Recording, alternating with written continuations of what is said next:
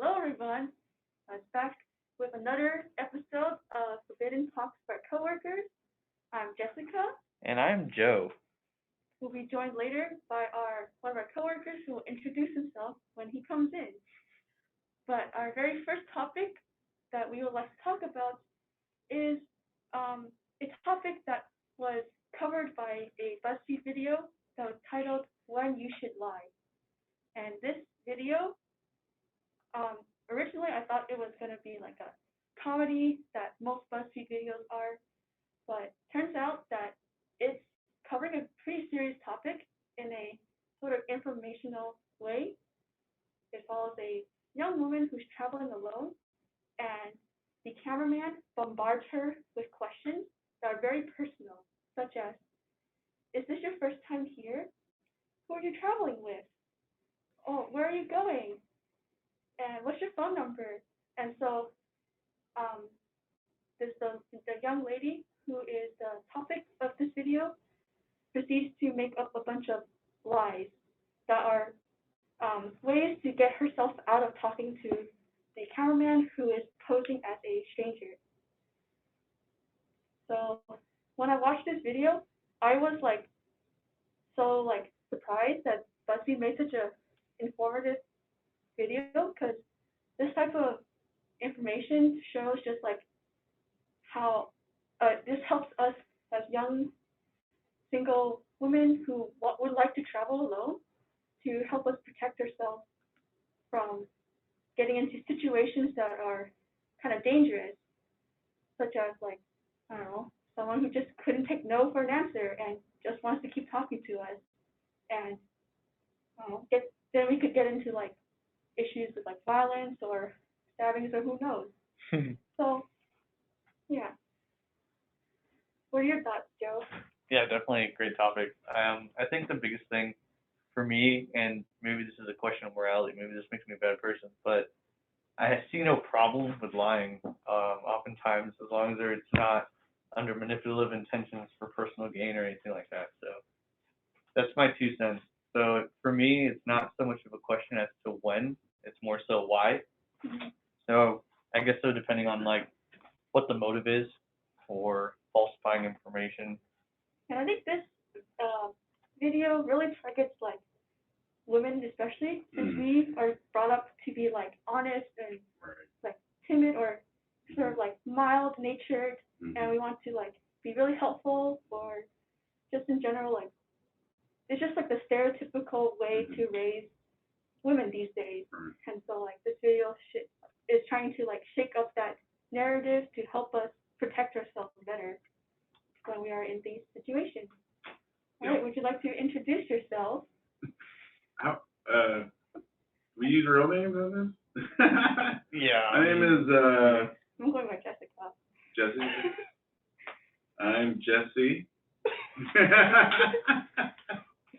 Nice to meet you, Jesse. Jesse. Fellow co-worker.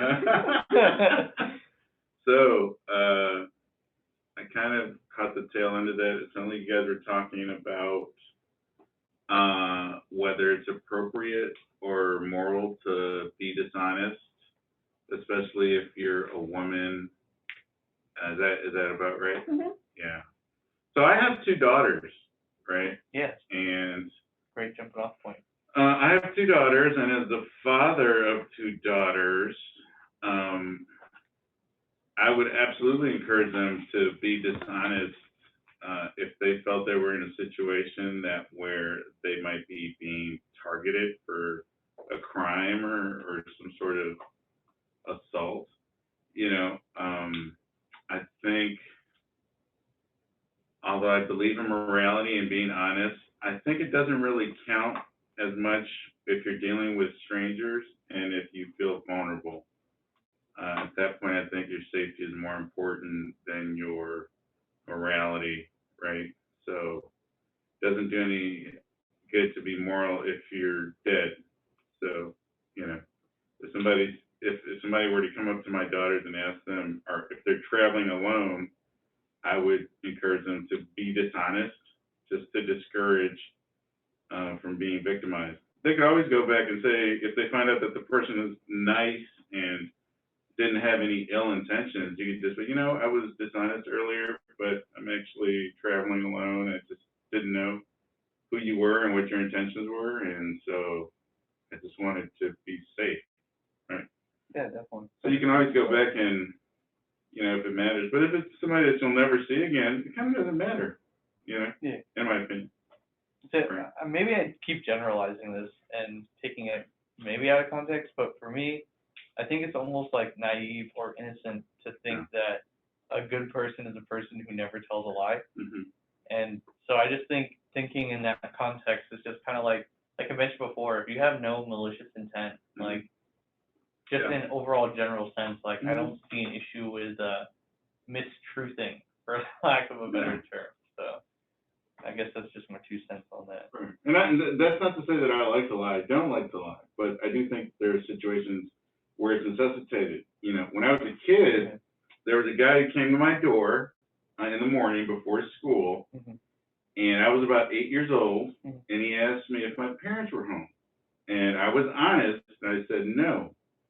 And then what he did was he waited for me to leave home to go to school, and then he broke into our apartment and, you know, Yeah. like stole stuff and ended up jumping out of a window or whatever to get out because we had a deadbolt on a door on the inside, and he couldn't get out.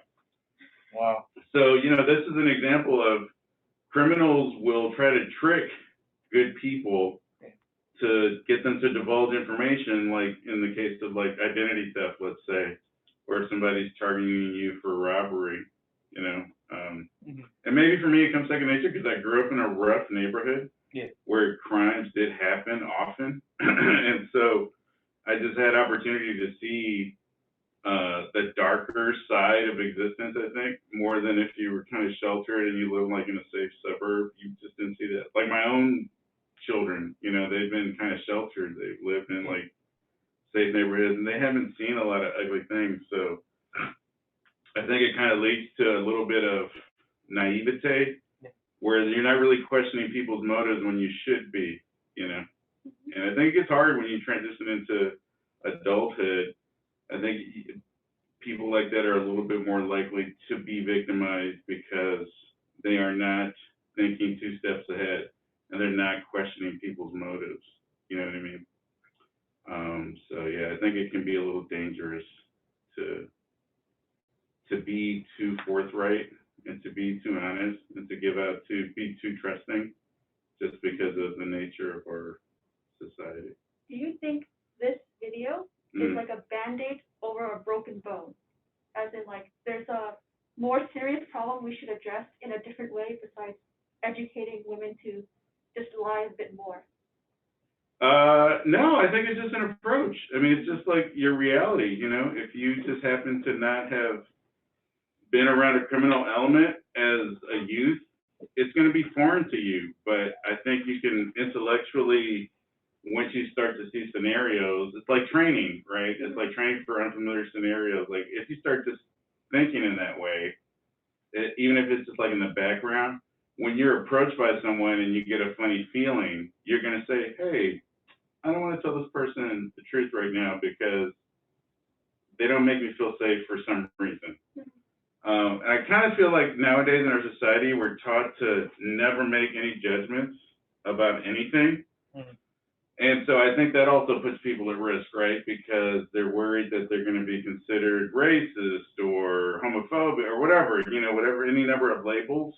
And I think it actually puts them in more danger because they're actively shutting down their ability to like prejudge situations, right? And I think that can be dangerous, you know? I think in my opinion, I think the line between judging someone based on like what their race is going to do or their sexuality is going to do, and judging someone based on how dangerous are they to you, they're separate categories. Yeah. So like, if I feel threatened, and it happens to be a Black man walking at night, my safety comes first. Yeah, I would agree. But I'm not going to like, and I will like look back and like look at these people to make sure they're not following me. Right.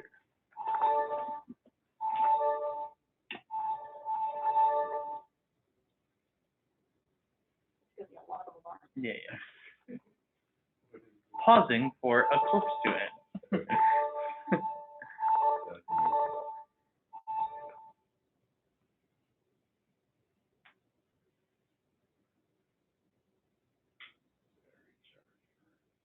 so we're at E.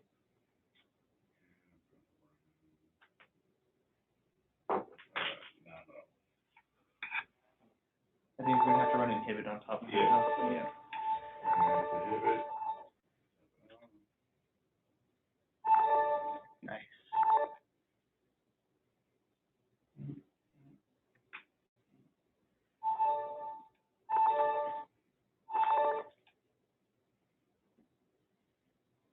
So where's your heart? Nice.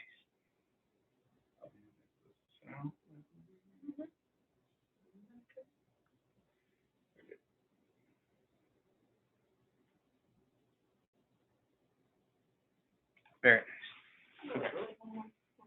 All of these super bugs.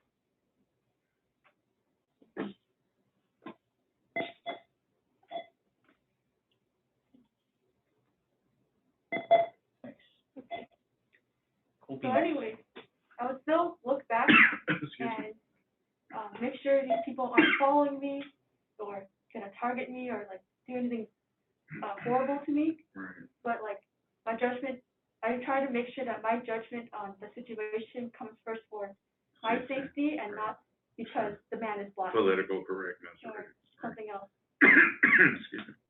Yeah, definitely. I think that's the right approach to take Yeah. in the whole situation. And it's hard because I feel like everything nowadays teaches you to not trust your feelings when it comes to that, right? And to me, it goes back to your intentions. Like, is your intention to be discriminatory, or is it to just make, you know, a safety call? I feel like sometimes we lump those instincts to be self-protective with being, you know, part of systemic racism or something. And I feel like that's actually one of the reasons why human beings have even survived to this, to the current time, is because you have to make assumptions that are for the worst case scenario in a lot of ways, right? Like if you were in a jungle and you're like trying to survive and you hear a growl, it's safer to assume that it's a tiger instead of like, you know, a kitten, right? And so even, I feel like we've evolved to deal with threats. And so that is part of what goes into even now when we prejudge people, when we feel threatened. Yes, it may be because of their ethnicity or the way they dress or something. Yeah, because we use all that information in the absence of absolute knowledge. We have to prejudge situations in order to try to see the possibility, you know, of danger, right? And so I think that we mischaracterize that as racism versus, you know, people just trying to, and yeah, does that need to be modified sometimes? Yes. Do you need to sometimes like, but that's what human beings do, right? And to me, it's actually like, it's a survival skill. And it's not something that you should have people just totally turn off and assume that every time they have these feelings that they're just being evil, you know? Yeah, I think that comes down more to how you handle the situation rather than, you know, how exactly you're feeling or whatever way that people are going to preconceive your actions by. Right. I think there's a right way and a wrong way to handle a situation where you feel uncomfortable and that situation's presented. Right. And I think the difference between now and previously, you know, in the past, is that now we just have to be more mindful about the way that we go about securing our safety. Yeah. In hopes of being, because we want to be wrong Sure. when we're threatened, right? But Yeah. we also want, if we're going to be wrong, we don't Right. want to have You hurt or made some Right. type of action that's offensive, right? Right, So right, I right. think it's a hard game to play, and I think that that's kind of the situation that we're in now. Mhm. I think that's how people should think, rather than, oh, I'm just going to assume the best because if I assume bad, then I'm going to get, you know, now I'm going to be labeled as a bad person. Yeah.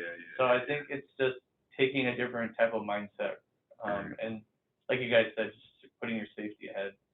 Yeah, I think the best way is to like feel these instincts of being afraid or like of fearing for your Right. safety, Right. but also being like try to be more logical. Like, why is it Sure. that I'm afraid? Is it Sure. because he's black, Right. or is it because Yeah. I'm walking at night and there are Yeah. strange people walking Sure. around? Right. Yeah. And I'm a woman and I'm vulnerable and these people Yeah. are bigger and stronger than me and I'm an easy target, basically. You know, the So- same thing would be true if you were. And then when you're presented with like more information, like Yeah.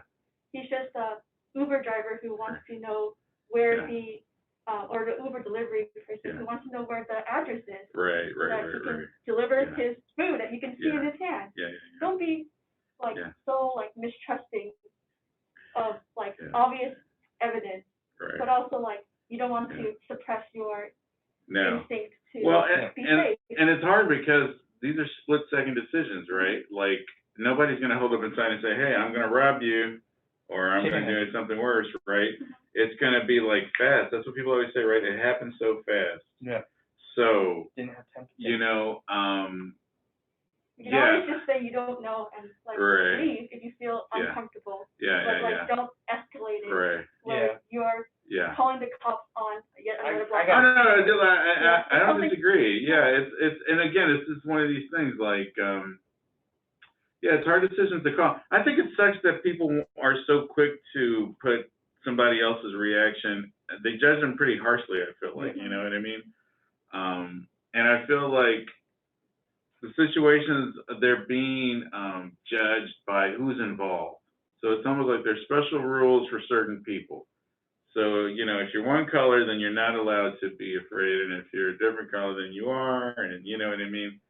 And so it's just, it gets hard, man. Like, for me, I just try to be honest, and, you know, I feel like that's something unique to my experience just because of who I am and who I grew up around. I'm very comfortable, you know, telling people to F off if they're, you know, trying to put me in a certain box, you know. So I don't care, you know, if somebody says, well, that was, what you did there was racist, I'd be like, well, no, it wasn't, because whatever, and I don't have to explain myself to you. You know, if I don't feel good in a situation, I'm gonna react with my gut. Yeah. And let the chips fall where they may, you know. Yeah, I think the hardest thing about this whole thing is that you can say all the right ways to react and try to teach people these things, but from experience, you don't know, like you can't expect someone to react the right way until they've been in that situation. Because like we were sitting here talking today, and I'm like getting flooded with flashbacks and like literally having PTSD in my chest. Are you? Are you getting flashbacks from childhood? Yo, and I'm like thinking about like all these situations, and I'm like, you know, the younger I was, you know, I reacted different ways, and then I realized that my reactions in later experiences are fueled by knowledge of how I should have reacted in earlier ones. Okay. And I think that that's just like, there's no way to emulate or simulate how to react in those situations until you've been in them. Sure. So it's just like, it's almost like you gotta hope that you can get in a situation and be lucky enough that nothing bad happens by reacting wrong to learn how to react right. I don't know. It's just something, because like you said, it happens really fast. Well, it's a fight flight, right? Yeah. So you're really not going to get in trouble if you run away. You know what I mean? I mean, somebody might be like, ah, ha, ha, look at the scary boy running away. Yeah. But that's okay. You do what you got to do, you know? Yeah, dude. I mean, okay, so here's another traumatic story. When I was like 3 or 4 years old, my family got held up at gunpoint because I told my dad, we were driving, it was our first day in the neighborhood, in this terrible neighborhood that I grew up in. And I was thirsty, and it was dark. I want to say it was probably like 8 p.m. at least. But it could have been daylight savings, so maybe it was earlier, but it was dark. And so my dad pulled over to this liquor store to get me like a soda, and when we come out, this like gang of dudes are, you know, telling my parents to give them their money and all this stuff, right? And it's just like, even now when I look back at it, I'm like, wow, who robs a family, man? It was like me and my, like, you know, how old was my sister? My sister was probably like 10, and I was like 3 or 4 or something. And, you know, like, who grows a family? But, Yeah. so it's okay, so the flip side was not a good idea to do that? Yeah, definitely. Definitely. In a rough neighborhood, go to a Yeah. liquor store when it's dark out with your Yeah. family, not a good idea, you know what I Definitely mean? Yeah. So that was a bad choice. Okay. They should have just let me have a drink of water when we got home. We were literally 2 blocks away from our house. Oh, Dude, that's so funny, right? But also, as the years have passed, like, I used to be kind of angry about this situation, but now looking back, I'm kind of like, oh, you know what? Well, no one got shot. Yeah. No one was assaulted in any kind of horrible way. So, you know, although they were terrible people for robbing a family at gunpoint, they also were not completely vicious, you know. Yeah. So yeah, it's a weird sort of like, what would you call that? I just call it life experience. Life experience. But, you know, but now I know, you know, when you're driving around. But see, I know that because I had that experience at like a very young age. So that's with me for the rest of my life. Mm-hmm. But if you've never experienced something like that, it's very hard to like understand how like depraved the human mind is. You know what I mean? Mm-hmm. And we sort of we sanitize it a lot, and I feel like we project our own morality on other people, not understanding that there's other people who view the world radically different. You know, who just do not share your sense of morality or ethical, or they don't care about right or wrong. You know what I mean? Yeah, we tend to assume the best in people. Yeah, and so I think especially if you're a woman, that's dangerous. You know what I mean? But for a man too, I mean, I think most of the victims of like violent crime are men. You know. And then you get judged based on how you react. Yeah. And right, exactly. It's like, well, you should have stood your ground. Well, and then 5 dudes come out from around the corner, which has also happened to me in the past. Them all on. Yeah. Come on, man. But it's you know, and again, it's just like, you know, it's hard when you haven't had the experiences to even imagine a circumstance happening. You're like, that would never happen. I wouldn't. No. But you know, desperate people do desperate things, and we can find ourselves in desperate situations. I mean, if you look at this toilet paper shortage that just happened, you know, there were people ready to throw hands. Grandmas, man. For the teepee, you know what I mean? Like I was sprinting to the back of Costco several times. So I feel like there's a really thin veneer of civility, and I think we overestimate, you know. We're just one pandemic away from chaos. It's statistical. It really is. I mean, it's statistical because even in the best of times, there's always a criminal element that's looking to victimize somebody, right? And they always go for the easiest targets. So they'll go for if you're small, if you're female, if you're elderly, if you're disabled somehow. They go for easy targets. So for me, growing up in that rough neighborhood, I just tried to never look like an easy target. You know what I mean?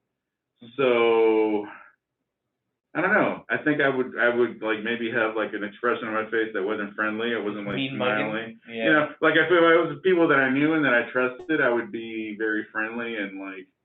But if I wasn't, I would try to put on almost like this alter persona. I see women do that too sometimes, like especially if they're like very attractive, where they kind of like don't look at people when they talk to them, and they kind of walk with their head down. And when you walk in like in the neighborhood, man, you know sometimes take the watch off, tuck the chain in. Yeah, exactly. Keep your head low, kind of thing. Yeah. Just try to play it safe and try not to give people anything.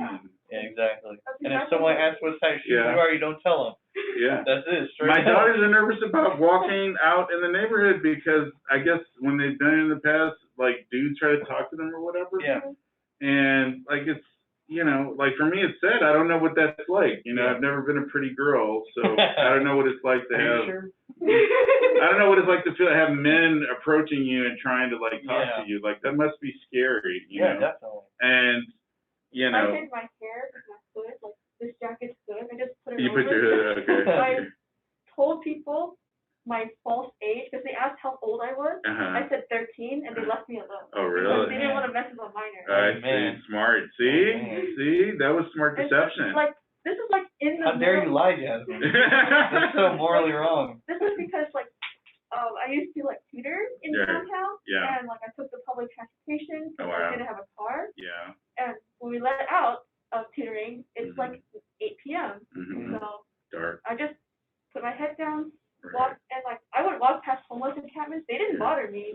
didn't bother them. Yeah. It's the people that would try to like approach me Right. or like target me because I'm female Yeah. that Yeah. I'm like kind of worried about. But like I Yeah. figured out that the cat collars I just Ignore. ignore. I Okay. don't even try to change my way of walking or expression Okay. Yeah. because it doesn't give them like benefits. Yeah. Right. Yeah. And then It's all about attention. Yeah. Yeah, I need somebody to talk to my daughters about that stuff because they're nervous about like walking to Starbucks, and I'm like, oh, that sucks. Like you just kind of, and unfortunately, part of me just wants to say, well, you have to learn how to deal with it, right? Like you were Yeah. saying, just ignore them. I learned to deal with it Right. because there was one person that I Uh-huh. experienced. I was like walking in Hillcrest, but it was with my friends who are also males, Yeah. and somehow he was able to single me out, Uh-huh. called me by the color of the clothing I was wearing, Uh-huh. and I was wearing sweatpants Yeah. and a t-shirt and Yeah. just a regular jacket. Yeah. So like, it's not by like I wasn't like singled out because of what I was wearing. Right. I was singled out because I was female and he Right. was like depraved in the mind. Sure. or something. Sure. Yeah. Well, if you want to help your daughters, she's telling them to watch this podcast called Forbidden. Yeah. Forbidden Talks. Tune in. Yeah, right. Learn how to lie. Learn how to lie and deceive. Learn about all your father's traumas from childhood. Personal gains. Yes. Well, we Very can move nice. into the next topic, which Oh was man. Which is the next segue. topic? Good the next segue. topic was about all the tax on Asian people because of the pandemic or like other racism attacks.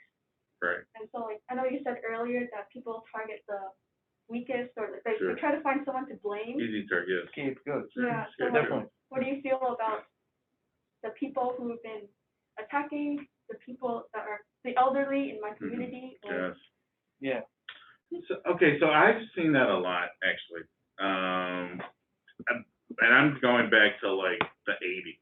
All right. So I grew up in South Central Los Angeles, which is mostly Hispanic and African American. Yes, sir. But there's also there's a lot of like Asian proprietors who own businesses, right? And they serve those communities, right? There's a lot of like liquor stores, there's a lot of like hair product places, a lot of stuff, food places. So I've seen that for a very long time. I kind of feel like it's been an ongoing issue that for some reason the media now has kind of decided that, oh, we're going to pay attention to this now for some reason, maybe because of the coronavirus. So I don't know. I kind of feel like on some level, it's kind of propagandish, and not to say that it's not happening, because I do believe it's happening, but I think it's been an ongoing issue, you know, in terms of like crime and assaulting people in the Asian community. So yeah, I just think that it's sort of the thing that they want to talk about now, you know? So I would agree with you Yeah. for the most part because I did grow up in a similar type of demographic. Yeah. So I totally understand where you're coming from with that. I will say, at least from our perspective, and maybe because we're slightly younger and have a different crowd that we Yeah. associate with, Yeah. it's definitely to a higher degree nowadays than from what I've seen and heard previously. Yeah. And this is just within 10, 15 years because obviously I'm a youngin'. Sure. So this is not compared back to the 80s or anything, but Right. more so like early 2000s Yeah. and whatnot. Yeah. I do see a significant increase just because there is something that you can specifically attribute Uh-huh. in the current present time Yeah. to the, like Asian America and or from like the Asian community. Yeah. And I think that's just, you know, something people want to blame it on. Whenever anything goes wrong, you look for scapegoat, like you Sure. said. Yeah. And so I think that that's just led to like an exponential rise in like racial hate, prejudice, and all that it might stuff. also be because there are more young people Mhm. who are present in the Asian community and Mhm. have stronger voices. Right. Because like Mhm. people like my parents or like Mhm. other fresh immigrants, Mhm. they're the type that will not raise a ruckus. Sure. And Yeah. so if they get attacked or Mhm. something, They don't make a big deal. they won't report it or Sure. they won't like try to like they'll try to solve the problem by I themselves. will say that that is a very like traditionalistic view because coming from us, obviously like I think you and I are both first generation American born, Yeah. right? So we both have like immigrant parents, Yeah. and we were raised with that same attitude, like just freaking deal with it, you know, like Yeah. people go through crap, like suck it up and Right. move on, Yeah. kind of thing. And Right. yeah, I think that a lot of people nowadays are much more outspoken about it and trying to solve the problem, maybe not for themselves, but for other people, Yeah. because I can understand that. Yeah, I think like all the people that I've seen on the news that went on the news to talk about Mhm. their problems, Mhm. they're all young people, maybe Right. like 30 years old or less. Sure. But obviously it's hard to judge Right. people's age. And probably born in the U.S., right? Mhm. Yeah. All of them didn't like have a very like not so strong accent, Sure. so Right. they must have been born here or Right. like grew up here, Right. Right. and so we're just Yeah. yeah, I think it's like a changing times. We're now more stronger voice. Yeah. I would, like, I knew very few Asians growing up. The only Asians I really saw were people that like owned markets or whatever, stuff like that, those kind of interactions. I feel, okay, so, the community I grew up in did kind of have an adversarial view towards the Asian people in those like establishments. I think they really felt like these people don't really like us. They're just coming here to like extract money, but there's no like love for the people or the community, right? That was the overall, I think, feeling that I got. There was also, I remember hearing a lot of like, and I don't know whether this was true or not, but there was this resentment talking about immigrants from Asian countries receiving like money in order to establish businesses. And that was the kind of rumors that I would hear from, you know, the people that I was around. I just would hear those things. I didn't know if they were true or not, but, you know, so there's almost like this, like, and I'm talking from like when I was a kid, you know, 30 years ago, this was the kind of stuff I was hearing. And so I always felt like, at least where I was, there was a very like antagonistic sort of view. And then in '92, there was, I don't know if you guys, Elliot, these huge riots after like the Rodney King. Yes, sir. I don't know if you guys are familiar with that. I think I've heard about it. Wasn't Yeah. around to see it. Yeah, so I was there. I was there in the middle of it. And so there was, in LA, there's a Korean neighborhood close to downtown LA. And so there was a lot of videos showing them like with weapons, like guns and stuff, and like shooting, actively shooting at like people that were trying to come into the neighborhood to riot or whatever. Which I, you know, kind of being a neutral party a little bit, I was fine with that, you know. But I was kind of conservative in my upbringing, so I felt like you're justified to protect your property and your life, you know what I mean, if people are trying to harm you actively. So, but I think that those visuals, which I think the media uses a lot to kind of manipulate people's feelings, when you have video of any sort of like behavior that can be looked at as aggressive, I feel like it's kind of traumatizes people a little bit. They see it. It's kind of like with the George Floyd thing, you know. If that video didn't exist of the actual event, it wouldn't be 10% as powerful as it is in order to like affect how people feel about the situation, right? So that video that was really popular or got a lot of play in the media was of the Koreans shooting at what looked like, you know, black and brown rioters. I think that kind of stuck in the community too. They still talk about it. They always talk about, I've even heard the term even in like YouTube recently where they talk about the rooftop Koreans. You know, basically Asians who won't take, you know, being attacked, basically. You know, and it's like, so yeah. So I think there's a lot of antagonism, you know, and I think part of it is the fact that they can't communicate, right, with these people a lot of times because they don't speak the language. I found the same thing being with my parents being immigrants and not speaking English or very poorly.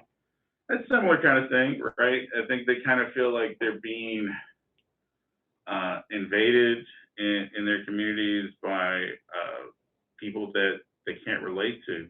And I think when you can't relate to someone, I think it's very hard to build like trust and feel like, you know, I think there's also cultural differences. I remember people get offended because like if you go to a store, like a little market, they put the money, like the change, they put it on the counter instead of like handing it to them in their hand, and that, for whatever reason, was a cultural disconnect, right? Like they felt disrespected in that behavior. So, you know, it's different, and it's a different culture, really it is. I mean, because I've been to like a Chinese restaurant before, and I felt like the wait staff was really rude. I'm like, wow, they're really rude. And I'm like, okay. And I had to stop and think, okay, so maybe in their culture, it's just, you're more direct and you're less like apologetic. I don't know. That was my only like, because I couldn't necessarily have a conversation and ask the lady like, hey, why are you being so rude? You know what I mean? Yeah, you've never been to a dim sum. You yell, you have to be loud and forceful to get the people who are pushing the carts with your food on it. Right. Yeah. So that you can get the food. Right. And so basically we prioritize like efficiency and promptness, and like getting our job done right. over like the niceness flourish and like I've been to American restaurants. Yeah. The waitress comes over and goes, "How are you doing?" Yeah. We're in the middle of eating. Like you would never see this in a Chinese restaurant, right, or even like any other Asian restaurant. Yeah, right. Same thing Middle Eastern They restaurants. they don't care. You've got the food. Yeah. If you have a problem, you'll tell them. Right. So it's different. It's different because I've also been into like in like Asian establishments where they'll be nice to me when they're talking to me because they know I'm just like a simple American and I like pretty words. But then they'll talk to each other in whatever language they're speaking, and it's just like super harsh and like super direct, and you could tell like, okay, you're not like, to me it sounds like anger, you know what I mean? But you know, it's probably just like, it could just be like we don't understand the tones that they use, and it's like me in German. German sounds harsh. German sounds super harsh. Yes, it does. That's right. Yeah. Yeah, I know. So it's funny because, okay, like for me being Mexican, like when my parents would go to like to do business with people that were the same kind of descent, oh my God, they beat around the bush and they sit and they want to talk and they want to reminisce about the old country. And you know what I mean? Yeah. They don't get to, like, for me, I felt like, geez, just get to the point and let's get it done. I don't know if Middle Eastern is not that way. Yeah, so it's definitely, I feel it that way too. Yeah. Like when people want to be like gracious, right. or they want to like be nostalgic or something. But it's funny because I see both. Like sometimes if it's like, if something's involving money, it's like we're gonna talk about the money and get that shit over with. Okay. You know, like if I'm getting money, give me my money, I'm leaving. If I'm giving you money, take my freaking money and leave, kind of thing. So I definitely see both sides of it. I think it's very situational, but yeah. So I think a lot of it is cultural disconnects, right? Oh, of course. What's appropriate and right in one culture can be super offensive in another, and it's hard to bridge those gaps. I guess for me, because you know my family was from a different country and I had to come here, I was always a translator for them. Yeah. So for me, I was always really trying to understand the people I was dealing with, right? And trying to convey ideas. So I'm like hypersensitive to like subtleties, you know what I mean? The way people look, if they're interested, if I'm boring them, if they're understanding what I'm saying, you know what I mean? Where I think most people aren't necessarily that way, right? They just want to be like, just do what I say, or just give me what I want, you know what I mean? And when they're not receiving, I guess, what they think they should, I think it's very easy to take offense, you know what I mean? And I think to me that's part of like, you have to want to meet people, where they're at. And it's just, I think when you're on your day to day, it's easy to lose track of that and just be annoyed or offended, or, you don't want to deal with somebody that doesn't speak the language or whatever. And it can be frustrating, Yeah. And I sympathize with both sides, I can understand why it would be really frustrating to go into a place and deal with somebody that you feel doesn't like you, and you feel like is being rude to you, and you assuming that it's because of your race, right? Like, I think that's the dangerous thing. So to me, I try to discourage the people in my life from assuming that every time they perceive rudeness, to not just assume it's because of your race or because of, you know what I mean?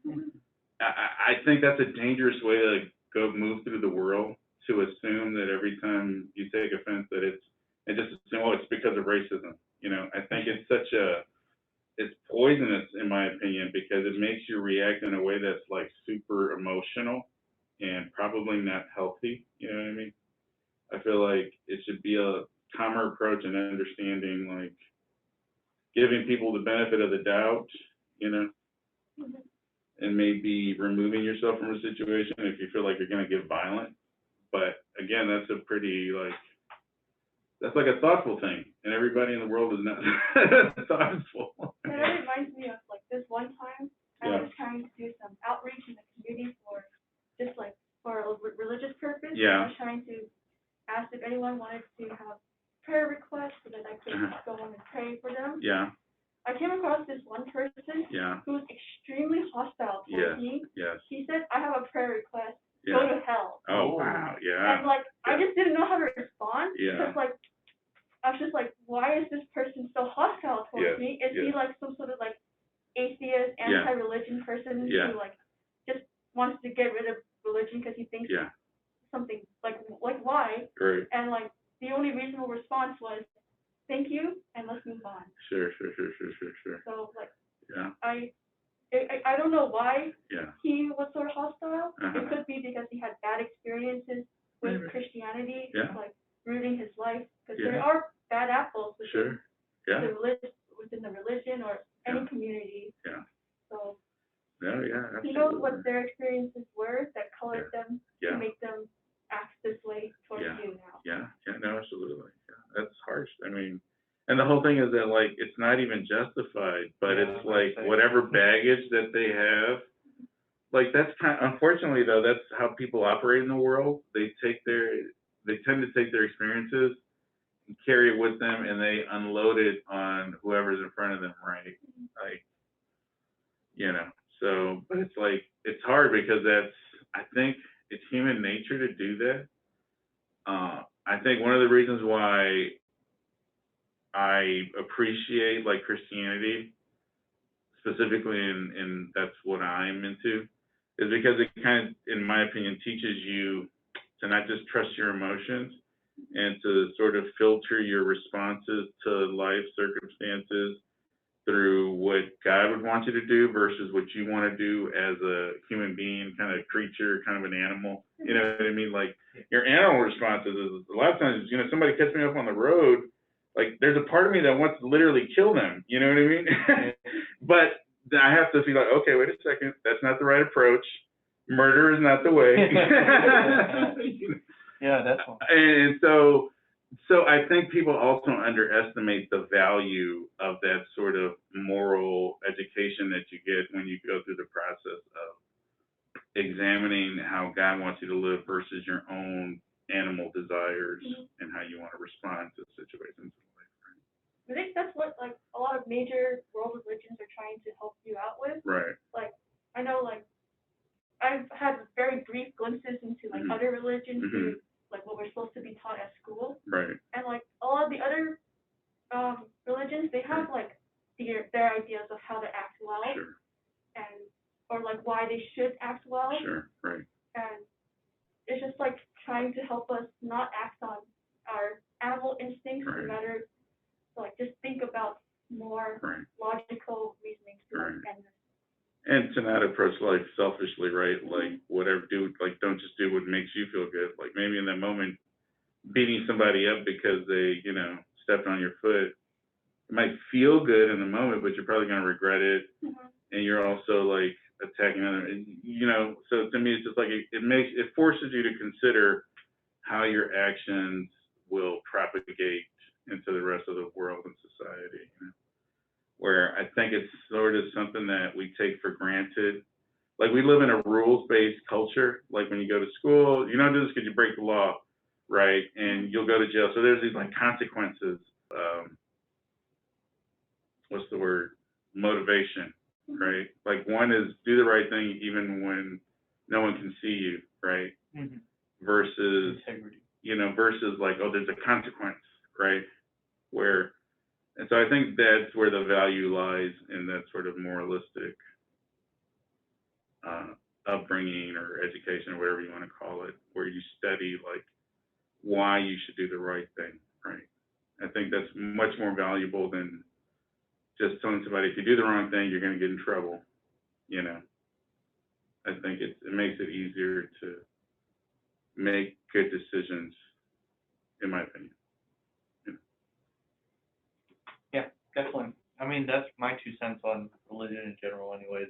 It's just this idea of just building a code of morality and motivating people in any way to make decisions that are justified and for the benefit of others, not just themselves. Right. And you can even motivate it, like, for even things without religion, like for people who are just, spiritual or Right. spiritually aware, Yeah. invest in good energy. Right. And the idea of just putting good into the world. Or people talk And if about people- karma. Yeah, exactly. Mhm. Or then if you believe in absolutely nothing, then it's your best interest as a human being in your short amount of time to do good, because then people are going to treat you better. So Right. there's always a way to justify it, and that's kind of my thing is like, Right. you either use your religion or lack thereof as a reason to build your moral compass, and that's my Sure. little I would agree. spiel about that. Yeah. All right. Segueing to our last topic, Oh boy, there is a good segue. test out there that determines how difficult of a person you are to deal with. Yeah. Kind of relates to these difficult people that we've dealt with in I our already know lives. I'm the worst. I believe Joe and I have taken the test. We Yeah. scored rather low because Yeah. we're not difficult people. Yeah, difficult people. And so, like, I guess another way to think about it is like, are these tests like good? Yeah. So another way to think about it would be, are these tests good or like accurate, or are they just like, time waster? Or cheese. Yeah. pretty Yeah. much. I think so. That's great. I think, for some part, it succeeds in what it wants, and that is either giving you an answer or self-satisfaction or lack thereof Mhm. to motivate or inspire change in you Right. if you want to believe in it. Right. And I think, on the flip side, if it does mean nothing, then at least you have that. But then for, some people, it could mean a lot, and could even be the difference between, being more confident in oneself or something like that. So, or in the end, I think what happens is additionally, like different types of personality exams or tests or anything like that, is you don't feel so alone anymore. I think for some people who think they're just like a unique individual who can't seem to fit in with anyone, Yeah. it gives them kind of a category or bracket